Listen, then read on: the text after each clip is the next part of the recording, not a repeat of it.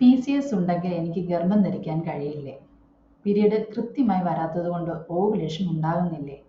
ഇങ്ങനെയുള്ള ചോദ്യങ്ങൾ ദിവസവും എനിക്ക് ലഭിക്കാറുണ്ട്. എന്നാൽ യഥാർത്ഥത്തിൽ എല്ലാവരും കരുതുന്നത് പോലെയാണോ? ഇന്ന് അതാണ് വളരെ വിശദമായി നമ്മൾ മനസ്സിലാക്കാൻ പോകുന്നത്. നമസ്കാരം, ഞാൻ ഡോക്ടർ ജയലേഖ. എൻ്റെ യൂട്യൂബ് ചാനലിലേക്ക് എല്ലാവർക്കും സ്വാഗതം. കഴിഞ്ഞ വീഡിയോയിൽ നമ്മൾ ഓവുലേഷൻ എന്താണ്, ഫെർട്ടൈൽ വിൻഡോ എന്താണ്, അത് എങ്ങനെ കണ്ടെത്താം എന്നതൊക്കെ വിശദമായി സംസാരിച്ചു. എന്നാൽ അതിനുശേഷം ഒരുപാട് ആളുകൾ ചോദിച്ച ഒരു ചോദ്യമുണ്ട്. ഡോക്ടർ, എല്ലാ മാസവും ഓവുലേഷൻ നടക്കുമോ? PCOS ഉണ്ടെങ്കിൽ ഓവുലേഷൻ നടക്കില്ലേ? ഈ രണ്ട് ചോദ്യങ്ങൾ മനസ്സിലാക്കിയാൽ തന്നെ ഗർഭധാരണം പ്ലാൻ ചെയ്യുന്ന പല ദമ്പതികളുടെയും ആശയക്കുഴപ്പം മാറും. അപ്പോൾ നമുക്ക് ഇന്നത്തെ വിഷയം തുടങ്ങാം. എല്ലാ മാസവും ഓവുലേഷൻ നടക്കുമോ? ഇതിന് ഉത്തരം പറയുന്നതിന് മുമ്പ് ഒരു കാര്യം ചോദിക്കട്ടെ. നിങ്ങൾക്ക് എല്ലാ മാസവും പീരീഡ് വരുന്നുണ്ടോ? വരുന്നുണ്ടെങ്കിൽ പലരും ഉടനെ കരുതും അപ്പോൾ എല്ലാ മാസവും ഓവുലേഷൻ നടക്കുമെന്ന്. പക്ഷെ അത് എല്ലായ്പ്പോഴും ശരിയല്ല. ആദ്യം ഒരു കാര്യം മനസ്സിലാക്കണം. പീരീഡ് വരുന്നതും ഓവുലേഷൻ നടക്കുന്നതും ഒരേ കാര്യമല്ല. രണ്ടും തമ്മിൽ ബന്ധമുണ്ടെങ്കിലും രണ്ടും ഒന്നല്ല. ചില സ്ത്രീകൾക്ക് മാസം തോറും കൃത്യമായി ഓവുലേഷൻ നടക്കും. പക്ഷെ ചില മാസങ്ങളിൽ പ്രത്യേകിച്ച് ശരീരത്തിന്റെ ഹോർമോൺ മാറ്റങ്ങൾ ഉണ്ടാകുമ്പോൾ ഓവുലേഷൻ നടക്കാതെ പോകാം. ഒരിക്കൽ അങ്ങനെ സംഭവിക്കുന്ന മാത്രം വലിയ പ്രശ്നമല്ല. നമ്മുടെ ശരീരം ഒരു യന്ത്രമല്ല. ചെറിയ വ്യത്യാസങ്ങൾ സ്വാഭാവികമാണ്. പക്ഷെ തുടർച്ചയായി പല മാസങ്ങളിലും ഓവുലേഷൻ നടക്കാതിരിക്കുകയാണെങ്കിൽ അതിന്റെ കാരണം കണ്ടെത്തേണ്ടതുണ്ട്. എന്തൊക്കെയാണ് ഓവുലേഷൻ നടക്കാതിരിക്കാനുള്ള കാരണങ്ങൾ? ഇവിടെയാണ് പലരും PCOS മാത്രമാണ് കാരണമെന്ന് കരുതുന്നത്. പക്ഷെ യഥാർത്ഥത്തിൽ നിരവധി കാരണങ്ങളുണ്ട്. സ്ട്രെസ്, ഉറക്കക്കുറവ്, അമിതവണ്ണം, വളരെ കുറഞ്ഞ ശരീരഭാരം, തൈറോയ്ഡ് പ്രശ്നങ്ങൾ, ചില ഹോർമോണൽ ഡിസോർഡേഴ്സ്, ഇതെല്ലാം ഓവുലേഷനെ ബാധിക്കാം. അതിനാൽ ആരെങ്കിലും എനിക്ക് ഓവുലേഷൻ ഇല്ല എന്ന് പറയുമ്പോൾ കാരണം കണ്ടെത്താതെ നിഗമനത്തിലെത്താൻ പാടില്ല. PCOS ഉള്ളവർക്ക് ഓവുലേഷൻ ഉണ്ടാകുമോ? ഇനി ഏറ്റവും കൂടുതൽ ചോദിക്കുന്ന ചോദ്യം ഇതാണ്. ഡോക്ടർ, എനിക്ക് PCOS ഉണ്ട്, അപ്പോൾ എനിക്ക് കുഞ്ഞുണ്ടാകില്ലേ? ആദ്യം തന്നെ ഞാൻ പറയട്ടെ, ഇതൊരു തെറ്റിദ്ധാരണയാണ്. PCOS ഉണ്ടെന്നതുകൊണ്ട് മാത്രം ഗർഭധാരണം അസാധ്യമാകുന്നില്ല. പക്ഷെ എന്താണ് സംഭവിക്കുന്നത്? സാധാരണ ഒരു മാസത്തിൽ ഒരു അണ്ഡം പൂർണ്ണ വളർച്ചയെത്തി പുറത്തു വരും. എന്നാൽ PCOS ഉള്ള പല സ്ത്രീകളിലും ചെറിയ അണ്ഡങ്ങൾ വളരാൻ തുടങ്ങും. പക്ഷെ അവ പലപ്പോഴും പൂർണ്ണ വളർച്ച എത്താതെ നിൽക്കും. അതിനാൽ അണ്ഡം പുറത്തു വരാൻ വൈകുകയോ ചിലപ്പോൾ പുറത്തു വരാതിരിക്കുകയോ ചെയ്യാം. അതാണ് ഓവുലേഷൻ കൃത്യമായി നടക്കാത്തതിന് കാരണം. അതുകൊണ്ടാണ് ചിലർക്ക് പീരീഡ് വൈകുന്നത്. ചിലർക്ക് 2 മാസം കൂടുമ്പോഴും 3 മാസം കൂടുമ്പോഴും മാത്രമാണ് പീരീഡ് വരുന്നത്. എന്നാൽ ഇതുകൊണ്ട് പ്രതീക്ഷ നഷ്ടപ്പെടേണ്ടതുണ്ടോ? ഒരിക്കലുമില്ല. എൻ്റെ പ്രാക്ടീസിൽ PCOS ഉണ്ടായിരുന്നിട്ടും ശരിയായ ജീവിതശൈലി മാറ്റങ്ങളിലൂടെയും ആവശ്യമായ ചികിത്സയിലൂടെയും സ്വാഭാവികമായി ഗർഭം ധരിച്ച നിരവധി സ്ത്രീകളെ ഞാൻ കണ്ടിട്ടുണ്ട്.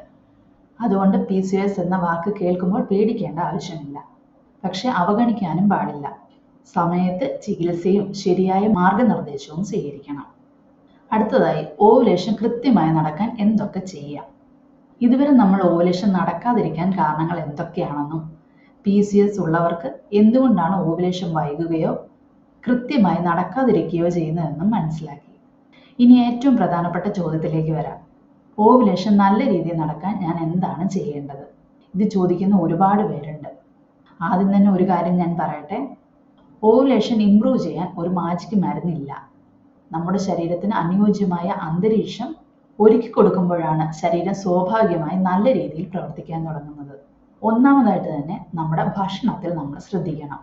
നമ്മൾ കഴിക്കുന്ന ഭക്ഷണം നമ്മുടെ ഹോർമോണുകളെ സ്വാധീനിക്കുന്നുണ്ട്. എല്ലാ ദിവസവും പുറത്തുനിന്നുള്ള പ്രോസസ്ഡ് ഭക്ഷണങ്ങളും അമൃതമായ പഞ്ചസാരയും സോഫ്റ്റ് ഡ്രിങ്ക്സും ജങ്ക് ഫുഡും ശീലമാക്കിയാൽ അത് ശരീരത്തിൻ്റെ ഹോർമോൺ സന്തുലിതാവസ്ഥയെ ബാധിക്കാം. അതുകൊണ്ട് ദിവസവും വീട്ടിൽ തയ്യാറാക്കുന്ന പോഷകസമൃദ്ധമായ ഭക്ഷണം കഴിക്കാൻ ശ്രമിക്കുക. ഭക്ഷണത്തിൽ ആവശ്യത്തിന് പ്രോട്ടീൻ, ഇലക്കറികൾ, പച്ചക്കറികൾ, പഴങ്ങൾ, ആരോഗ്യകരമായ കൊഴുപ്പുകൾ എന്നിവ ഉൾപ്പെടുത്തുക. ഇത് ശരീരത്തിന് മാത്രമല്ല ഹോർമോണുകളുടെ ആരോഗ്യത്തിനും ഗുണം ചെയ്യും. രണ്ടാമത്തെ കാര്യം, ഉറക്കത്തെ ഒരിക്കലും അവഗണിക്കരുത്. ഒരു കാര്യം ശ്രദ്ധിച്ചിട്ടുണ്ടോ? രാത്രി വൈകി ഉറങ്ങുന്നവർക്കും ഉറക്കം ശരിയായി ലഭിക്കാത്തവർക്കും പല ആരോഗ്യ പ്രശ്നങ്ങളും കൂടുതലായി കാണാറുണ്ട്. കാരണം ഉറക്കം ശരീരത്തിൻ്റെ റിപ്പയർ ടൈമാണ്. ഹോർമോണുകളുടെ പ്രവർത്തനത്തിലും ഉറക്കത്തിന് വലിയ പങ്കുണ്ട്. അതുകൊണ്ട് എല്ലാ ദിവസവും കഴിയുന്നത്ര ഒരേ സമയത്ത് ഉറങ്ങാനും 7-8 മണിക്കൂർ നല്ല ഉറക്കം ലഭിക്കാനും ശ്രമിക്കുക. മൂന്നാമത്തെ കാര്യം നമ്മുടെ സ്ട്രെസ് കുറയ്ക്കുക എന്നതാണ്. ഇത് പറയുമ്പോൾ പലരും ചിരിക്കും. ഡോക്ടർ, സ്ട്രെസ് ഇല്ലാതെ ഇന്നത്തെ കാലത്ത് ജീവിക്കാൻ പറ്റുമോ? പക്ഷെ സത്യം എന്താണെന്നറിയാമോ? ദീർഘകാലം തുടർന്ന് നിൽക്കുന്ന സ്ട്രെസ് നമ്മുടെ ശരീരത്തിലെ ഹോർമോണുകളെ നേരിട്ട് ബാധിക്കും. പ്രഗ്നൻസി പ്ലാനിങ് ചെയ്യുന്ന സമയത്ത് ശരീരത്തിന് മാത്രമല്ല മനസ്സിനും വിശ്രമം കൊടുക്കണം. ദിവസവും കുറച്ച് സമയം മെഡിറ്റേഷൻ ചെയ്യാം, പ്രാണായാമം ചെയ്യാം, പ്രാർത്ഥിക്കാം, നടക്കാം, മനസ്സിന് സന്തോഷം നൽകുന്ന കാര്യങ്ങൾക്ക് സമയം കണ്ടെത്താം. ഇതെല്ലാം ചെറിയ കാര്യങ്ങളാണെന്ന് തോന്നുമെങ്കിലും ശരീരത്തിൽ വലിയ മാറ്റങ്ങൾ ഉണ്ടാക്കാൻ ഇവയ്ക്ക് സാധിക്കും. നാലാമത്തെ കാര്യം, ശരീരഭാരം നിയന്ത്രിക്കുക. വളരെ കൂടുതലായ ശരീരഭാരവും വളരെ കുറഞ്ഞ ശരീരഭാരവും ഓവുലേഷനെ ബാധിക്കാം. അതുകൊണ്ട് ശരീരത്തെ ശിക്ഷിക്കുന്ന തരത്തിലുള്ള ക്രാഷ് ഡയറ്റ് ചെയ്യരുത്. അതുപോലെ അമിതമായ ഭക്ഷണം കഴിച്ച് ഭാരം കൂട്ടുകയും ചെയ്യരുത്. ആരോഗ്യകരമായ ഭാരം നിലനിർത്താൻ ശ്രമിക്കുക. അഞ്ചാമതായിട്ടുള്ള കാര്യം, സ്വയം മരുന്ന് കഴിക്കരുത്. ഇന്ന് സോഷ്യൽ മീഡിയയിൽ ഒരുപാട് വീഡിയോകൾ കാണാം. ഈ മരുന്ന് കഴിച്ചാൽ ഓവുലേഷൻ നടക്കും, ഈ സപ്ലിമെന്റ് കഴിച്ചാൽ ഉടനെ ഗർഭം ധരിക്കും. ഇതൊന്നും കേട്ട് സ്വയം മരുന്ന് കഴിക്കരുത്. ഓരോ വ്യക്തിയുടെയും ശരീരം വ്യത്യസ്തമാണ്. കാരണം കണ്ടെത്തിയാണ് ചികിത്സ തീരുമാനിക്കേണ്ടത്. ഇനി ആറാമത്തെ കാര്യം, പങ്കാളിയുടെ ആരോഗ്യവും പ്രധാനമാണ്. ഗർഭധാരണം സ്ത്രീയുടെ മാത്രം ഉത്തരവാദിത്തമല്ല, പുരുഷന്റെ ആരോഗ്യവും ഒരുപോലെ പ്രധാനമാണ്.